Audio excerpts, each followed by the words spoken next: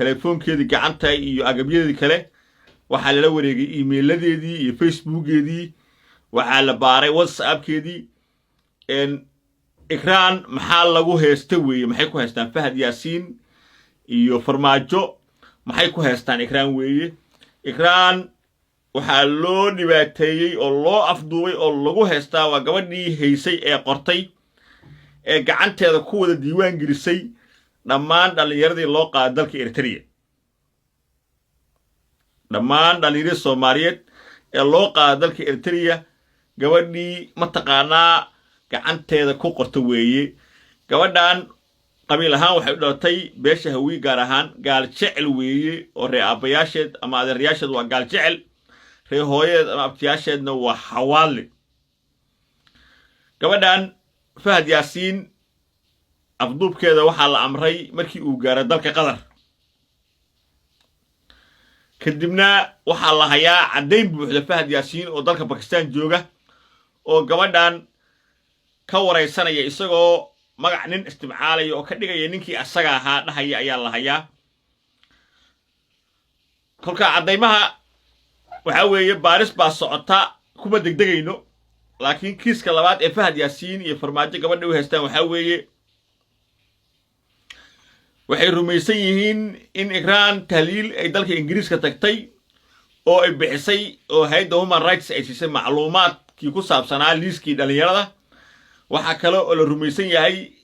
oo lagu heesta Ikraan Tahliil inay bixisay macluumaad ku saabsan habkii loo dilay duqii magaalada Muqdisho Cabdiraxmaan Yariisow sidii loo dilay ayaa la aaminsan yahay Fahad iyo ragiisa ay aaminsan yihiin Farmaajo in ma taqaanaa warbixin ku saabsan dilkii Injineer Yariisow dowladda Ingiriiska ay siisay Ikraan Tahliil waxaan intaa ku darayaa markii Cabdiqani Dhiirane wadna qabad uu gabadha afduubay ee la geeyay guriga Boondheere 4 cisho kadib oo baaris oo socotay gabadha waxaa lagu bilaabay in la qaawiyo oo fiidiyo laga duubo taasoo ah violation ama abuse ama dembi kale gabadhaas waa la qaawiyay waxaana ma taqaan laga duubo filmadaasi 3 nooc ay ahaayeen mid musqusha dhexdeeda iyadoo mayranaysa li qoyso iyadoo qaawan waa laga duubay midna qolka ayaa ma taqaanaa looga dhex duubay midna ayada oo gaari ag taagan baa laga duubay dhex yaala guri weyn dhexdiisa yaala markii ay soo baxday xaaladda oo hooyadeed ay hadashay gabadha Ikraana ayaa gurigii ay ku jirtay 2 habeen kadib laga bixiyay Fahad Yaasiin Muqdisho ayuu ku laabtay laakiin xalay mahana habeen hore haddana gurigi ay ku jirtay waa laga soo saaray oo guri ku dhow godka Jilcow ayaa la keenay oo ay ma taqaanaa hadda ay ku hooyanaysaa waxaa la hadlay askar iyo saraakiil ka tirsan hay'adda NISA waxaan ka helay macluumaad muhiim ah waxaan kaloo aan la hadlay ila wareedi kale oo aad arinta uga warqaba waxaan ka helay macluumaad muhiim ah laakiin macluumaadka intooda badan iyo cadeymuhu lama wadaagi kara shacabka ilaa ma baaristu ay soo gabagabowdo waxaan xaqiijinayaa inay Ikraan Tahliil ay nooshahay ayaan xaqiijinayaa waxaan halkan ku hayaa cod marka Ikraan filimka laga duubayay iyadoo soo wax lagu garaacayo ayaan codkeedii qayb kamid ah ayaan hayaa muuqaal weyn laakiin codkan ka soo dayn karaa hadii loo baahdo oo halkaas soo dhigi karaa codka qayb kamid ah waa qalowd ay yiraahdaan raadiska waa dhawaaq shanqar calaacal ah oo ataw ah oo la maqlayo weyn marka waxaan saadaalinayaa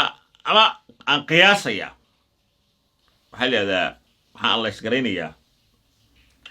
Ikraan Tahliil may badbaadaysaa muse waa la dilayaa Ilaahay subxaanahu wa ta'aala quraankiisa wuxuu ku leeyahay kullu nafsin dha'iqatul mawt naf kastaba mawdkeeda dhimanaysa haddana wuxuu leeyahay إذا جاء أجلهم لا يسقطون ساعة ولا يستقدمون قفنا وقت يسبدافي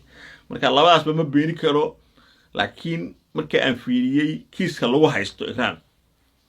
مركا أن كتصالة قاعدتو habdhaqanka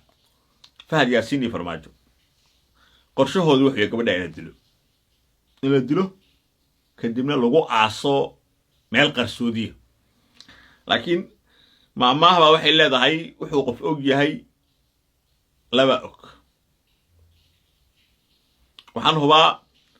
in kiiskaasi uu noqon doono dembi weyn iminkana dembi weyn oo u muuqdaa oo hay'adihii dowladda oo dhan iyo beesha caalamka meel kasta uu saameeyey qabiilada Soomaali dhexdoodana wuu saameeyey waxa weeye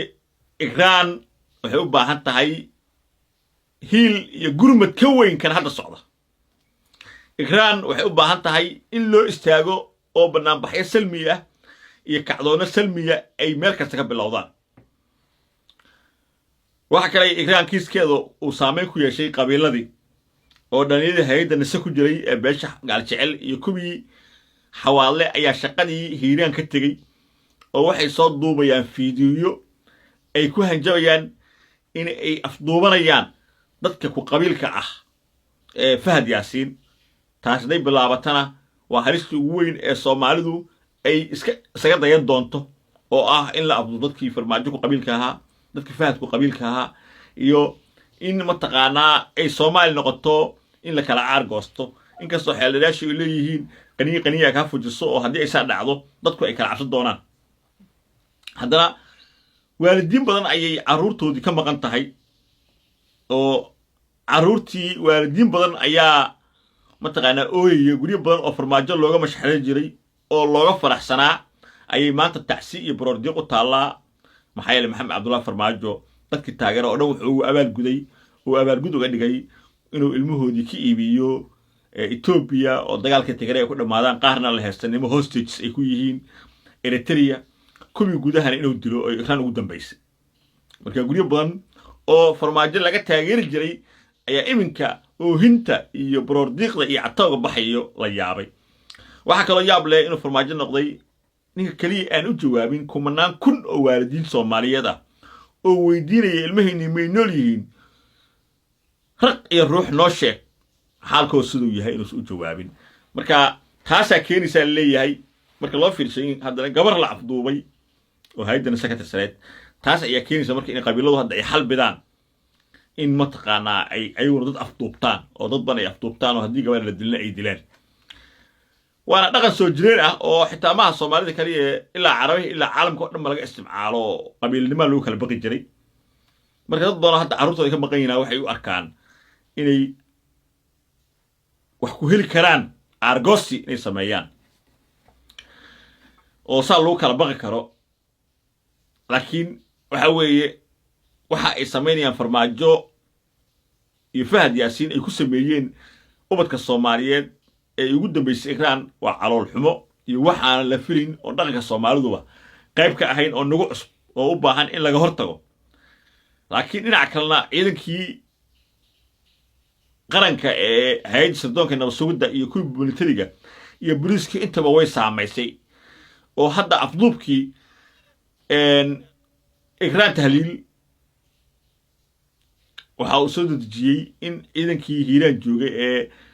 wiilashii gabadha ay mataqaan wada dhasheen ee xagga ama hooyada ka wada dhasheen ama xagga aabaha xawaalii gaal jecelku ay ka baxaan ciidankii oo igu qori wato ay muuqaayay waxa weeye waxaan rabaa inaan u sheego waalidka dhalay ikraan iyo ehelkeeda inaan faylka baarista ikraan tahliil aniga aan la wareegay oon ku dhiiranahay inaan soo gudbi doono macluumaad marka aan aniga iyo waalidkeed iyo ehelkeeda iyo dadku shaqada leh aan wada hadalno waxaan rabaa inaan kiiska aniga soo bandhigo oo shacabka Soomaaliya la wadaago ee tusad hadba xaaladda sayta waxaan ku kalsoonahay inaan ahay qofka kaliya ee baaristaas faldambiyeedka noocaasa ka keeni kara natiijo wax ku ool ah sidaa darteed waxaan ugu laab qaboojinayaa waalidkii in gabadha ay nooshahay laakiin waxay noosha aan la ogeyn oo qof dumara oo rag guri ugu xiran oo la jirdilay oo fiidyo laga duubay oo lagu heystay inay bixisay magacyadii liiskii dhalinyaradii loo qaaday Eritrea iyo macluumaad ku saabsan dilkii Cabdiraxmaan Yirisow loo haysto oo ay haystaan dad cadawgan ka naxay waxaan ognahay in Fahad Yaasiin hadda uu u socdo Hiiraan oo uu rabo beledweyne inuu ka soo qaato xildhibaan inkastoo leeyahay jawhar lagu soo wareejiyay haddana sharciyad u malaha taas marka waxaas leeyahay kiiskan sida dad badan u maleeyaan ma noqon doono kiiskan waxaa laga yaabaa in uu wax dhib weyn uu mataqaanaa horseedo macaaradku qabiilo weeye marka maalin kasta dadka jugta lagu hayo oo la dhibaataynayo mar unbay jawaabayaan wadaar calasoon dabashigeeda marxuuna ciyaasiso faatixada akhriya allaha soo sahlo ikraan tahliil aniguna barnaamijku hofaasan dib baan uga soo hadlayaa intaan waxay igu tahay xilli dambana way ii tahay hordhacna way igu tahay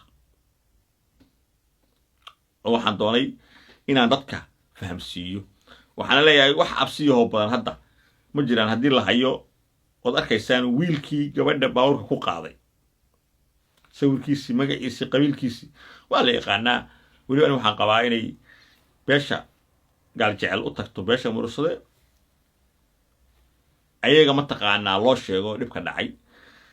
kadibna cabdiqani la soo xiro cabdiqani dhiirane halkaasna kiiska laga raasraaco way fuuda marka anu laakiin baaristeedu way madax bannaan tahay qofna lacag uguma rabo qofna abaal uguma rabo waxaan u dhowaanayaa cadaaladda waxaan u dhowaanayaa ilaahay xaggiisa oon ajir kaga rabo iyo xasanaad waxaan ugu abaal mataqaana ugu hiilinayaa abaal ma ahee waalidka ubadkoodu uu maqan yahay murugaysa gaar ahaan hooyada dhashay ikraan tahliil oo arkay iyadoo oo hadlaysa oo ooynaysa oo gabadheedii xanuun ay ku hayso waana sax waana waalid dahra cali wuxuu leeyahay dabashigeeda marxuuna ciyaasise ha biqlayso